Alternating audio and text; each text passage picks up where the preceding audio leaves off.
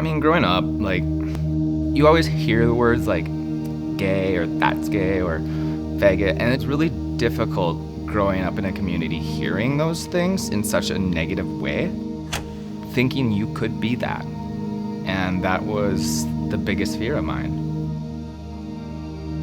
I wish I could like go back and hug little Aaron and tell him it's gonna be okay. You are gonna go through some dark times, but it's all gonna pay off in the end.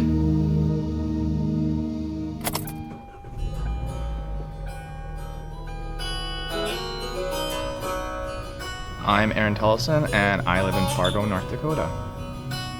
I grew up in a Class B school in Minnewaca, North Dakota. I had a lot of experiences with piano, 4-H, basketball, and football. Just a lot of typical things that kids do growing up. I didn't actually know at the time. I mean, I just sensed something was different about me. But with what I was taught, that was never coming out. I was never going to tell anybody. When I was alone, I would always practice on how I spoke. I would talk into the mirror and just try to make my voice sound deeper. I would practice how I walked because I didn't want to walk like what I saw gay people walk like in movies. I would just practice. That was the reality I was in. I didn't know any better. I remember drawing all the time and like mostly in my room. I was in art class, but I pretended like I didn't like it as much, even though I loved it. The more and more I started realizing my truth, the more and more I stopped doing the things that I really loved to do because I was like, that's gonna make me seem weak or like gay. Moving to Fargo really opened my eyes to a lot of things. I started to get more exposure, seeing people out and proud and like just loving life. And I would really get envious because I couldn't bring myself to do that. It was just so difficult because I wanted to find love and I couldn't do that the way I wanted to do it. That's when things really started to get real for me and realized like, no matter how much you prayed in the past, this ain't going away.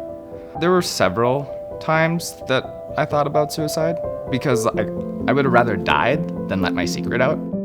I took to alcohol, tobacco. There was nights I would drive around for hours. Sometimes I would run red lights or like get a little close to the edge of the road. It was real dark. Right before my 27th birthday, I was like, enough is enough.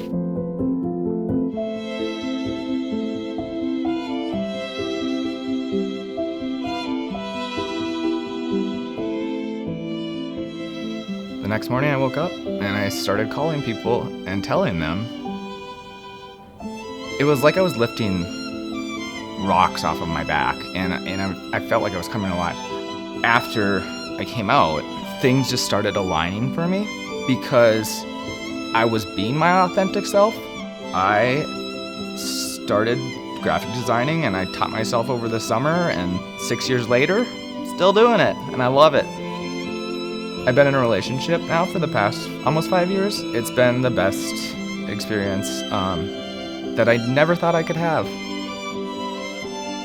I see a therapist that has been a rock for me.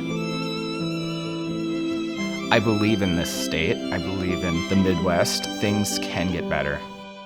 There are so many good resources out there. So many people you can talk to that will put you in their arms and truly love you for you.